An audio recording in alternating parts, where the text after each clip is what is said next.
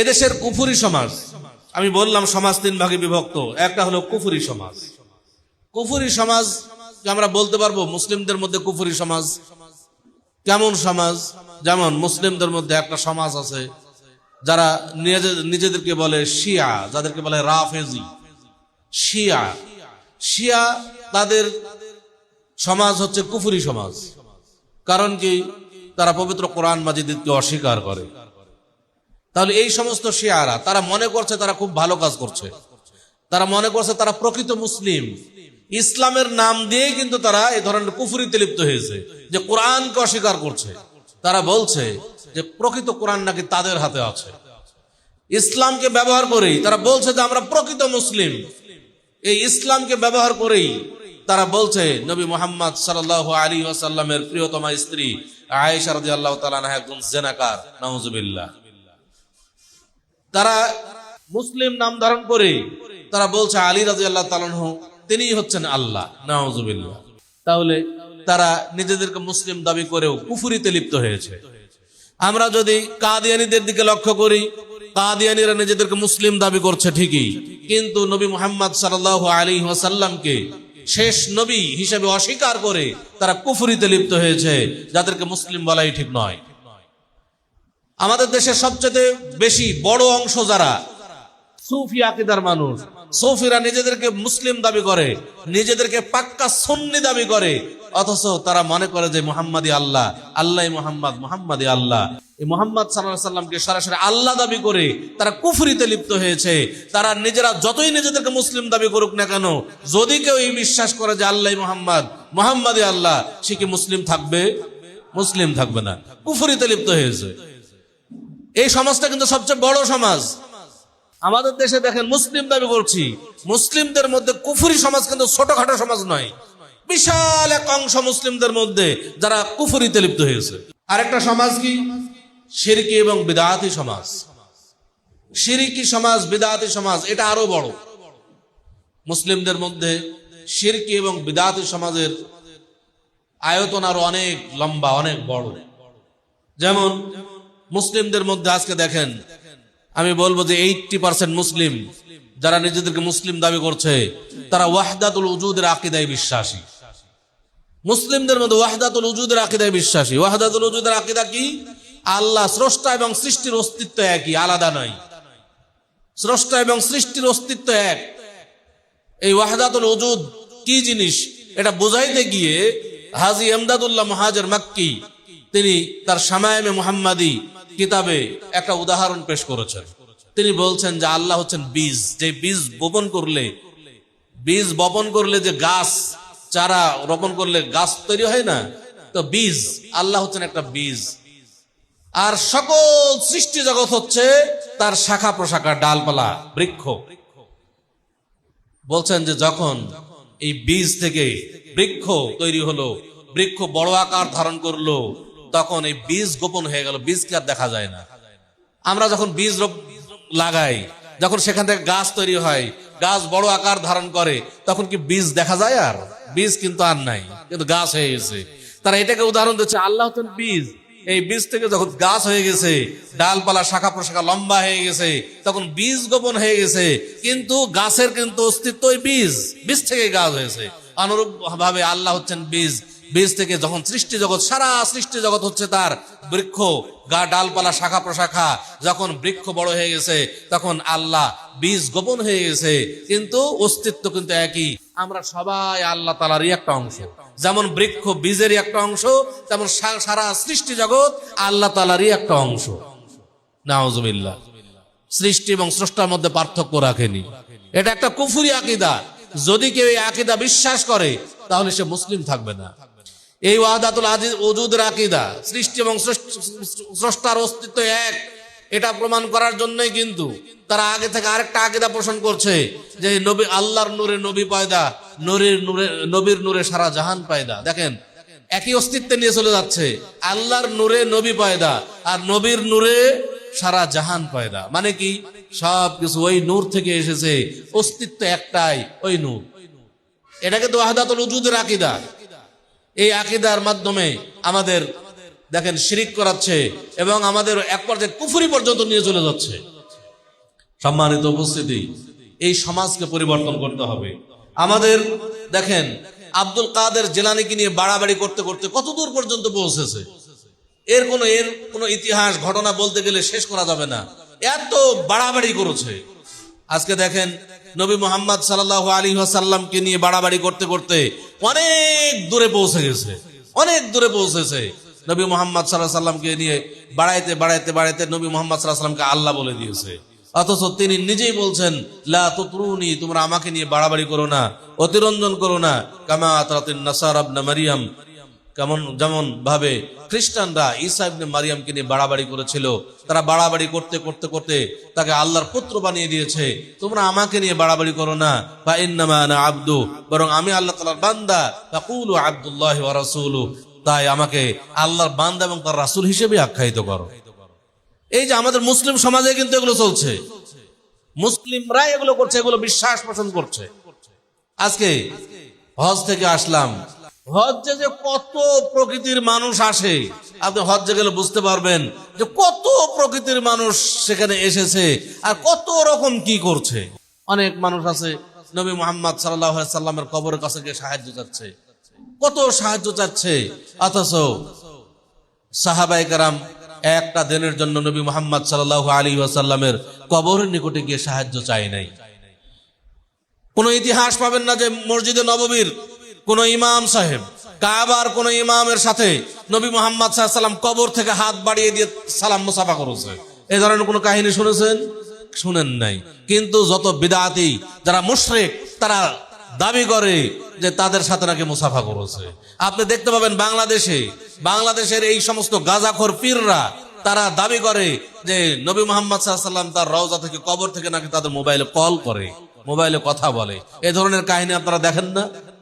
দেখেন, আমাদের বাংলাদেশের মানুষের ইসলামিক মাইন্ডকে পুঁজি করে তারা কত রকমের ধোঁকাবাজিতে লিপ্ত হয়েছে, কত রকমের প্রতারণায় লিপ্ত হয়েছে। এই সমস্ত ধোঁকাবাজি প্রতারণার বিরুদ্ধে অবস্থান নিয়েছে বাংলাদেশ আহলে হাদিস যুব সংঘ। বাংলাদেশ আহলে হাদিস যুব সংঘ যখন প্রথম দাওয়াতি কাজ শুরু করেছে, কত যে জুলুম নির্যাতন সহ্য করতে হয়েছে সেটা বলে শেষ করা যাবে না। বহু নির্যাতনের শিকার হতে হয়েছে। বহু মানুষ এখন পর্যন্ত আমাদেরকে কাফের বলে, যে এরা কাফের, নবীর দুশমন। তারা আশিকে রাসূল পরিচয় দিয়ে তারা রাসূলের মেকি ভালোবাসায় লিপ্ত, কিন্তু প্রকৃত ভালোবাসা তারা দেখাইতে জানে না। রাসূলের সুন্নাতের অনুসরণের মাধ্যমে যে রাসূলের প্রকৃত অনুসরণ করতে হবে, এইটা তারা মানতে রাজি নয়। আমি সেখানে যে বহু দাওয়াতি কাজ করেছি আলহামদুলিল্লাহ, হজ্জের ময়দানে গিয়ে, সেখানে মিনায় গিয়ে, মুজদালিফায় গিয়ে, আরাফায় গিয়ে, এবং মক্কায় যতদিন ছিলাম, মদিনায় যতদিন ছিলাম, যতদূর সম্ভব দাওয়াতি কাজ করার চেষ্টা করেছি। যারা শিক্ষিত মানুষ অনেকেই আলহামদুলিল্লাহ আমাদের মেসেজ বুঝেছে এবং তারা স্বীকার করেছে যে আলহামদুলিল্লাহ আপনারা যে মেসেজ নিয়ে কাজ করছেন এটাই হচ্ছে আসল মেসেজ। তারা ভুল বুঝতে পেরেছে আলহামদুলিল্লাহ, কিন্তু অনেকেই তাদের ভুল বুঝতে পারেনি। তারা বলছে যে না, আমরা যা করছি ওটাই আমাদের জন্য ঠিক আছে। অনেকেই তাদের ভুল তারা বুঝতে পারেনি, কারণ হেদায়েতের মালিক কে? আল্লাহ। আমি আপনি চাইলেই কাউকে হেদায়েত করতে পারবো না যতক্ষণ পর্যন্ত আল্লাহ হেদায়েত না করেন। কিন্তু আমাদেরকে চেষ্টা করে যেতে হবে, আমাদের বাড়াবাড়ি করার কিছুই নাই। আমি সেখানে অনেক জায়গায় বক্তব্য দিয়েছি, একটা কথাই বলেছি যে হেদায়েতের মালিক আল্লাহ।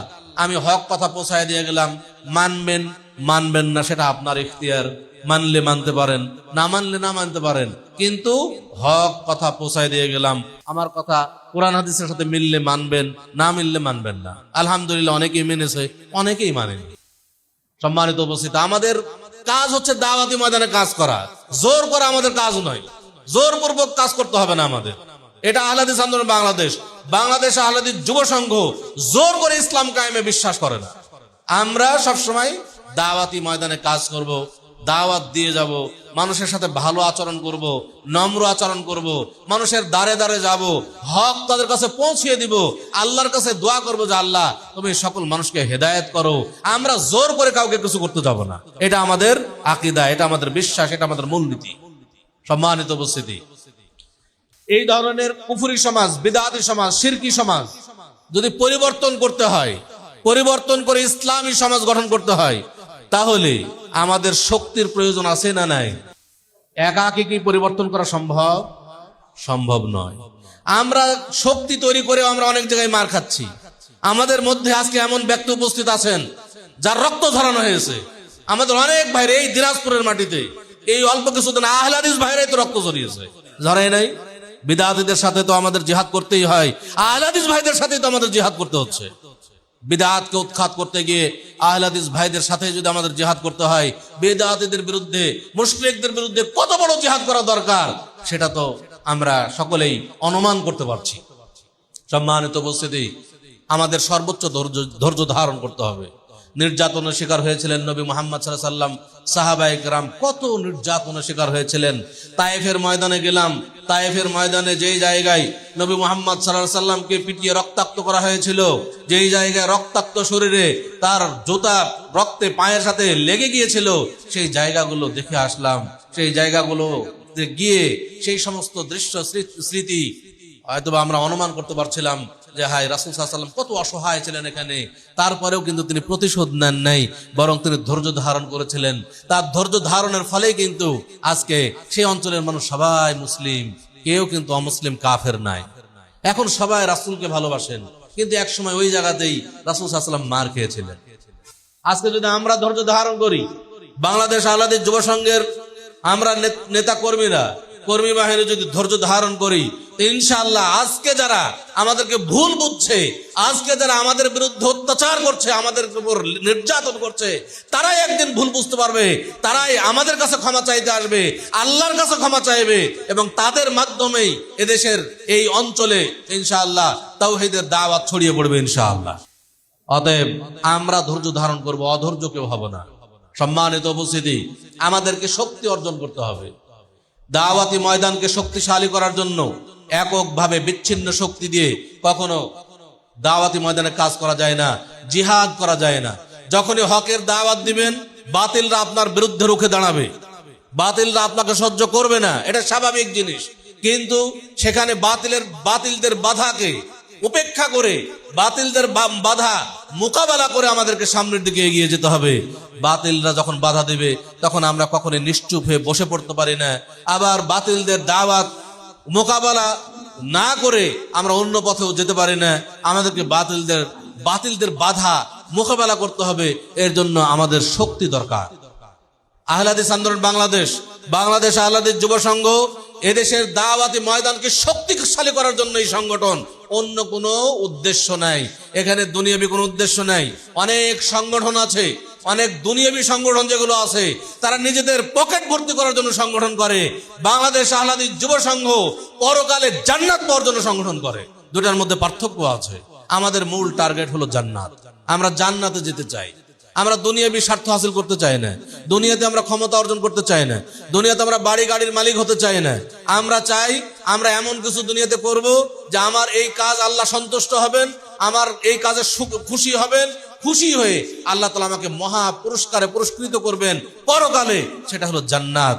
আমার আপনার জন্য যদি জান্নাত হয়ে যায় কিয়ামতের দিন, দুনিয়াতে যে আমি মার খেয়েছি, দুনিয়াতে অনেক অপমান সহ্য করেছি, দুনিয়াতে অনেক লাঞ্ছনার শিকার হয়েছি, লাঞ্ছিত হয়েছি, এর বিনিময়ে যদি আল্লাহ আমাকে আপনাকে জান্নাতে দান করেন, জান্নাতে প্রবেশ করান, তাহলে আমাদের সব দুঃখ শেষ হয়ে যাবে ইনশাআল্লাহ। এই দুঃখ আর দুঃখ থাকবে না, বরং এটা আনন্দে পরিণত হবে। এই আশায় আমরা বুক বেঁধে বসে আছি যে আল্লাহ তুমি আমাদের দাওয়াতকে কবুল করো, আল্লাহ তুমি আমাদের দাওয়াতকে কবুল করো, আমাদেরকে তুমি এর মাধ্যমে জান্নাতুল ফেরদাউসের তুমি রাস্তায় পরিচালিত করো। আমরা যেন জান্নাতে পৌঁছতে পারি। জান্নাত আমাদের হচ্ছে মূল টার্গেট। জান্নাতে পৌঁছতে পারলে আমাদের আর কোনো কিছুই করতে হবে না। সম্মানিত উপস্থিতি, বাংলাদেশ আহলে হাদিস যুব সংঘের এই কাফেলায় আমাদেরকে যোগদান করে শক্তিশালী করতে হবে। আজকে শয়তান যেহেতু চায় ইসলাম কায়েম না হোক, শয়তান চায় সবসময় ইসলাম কখনো যেন সংগঠিত না হয়, মুসলিমরা কখনো শক্তি তৈরি করতে না পারে। এই জন্য শয়তান আমাদের মনে বিভিন্ন ভাবে আমাদেরকে বিচ্ছিন্ন করার চেষ্টা করছে।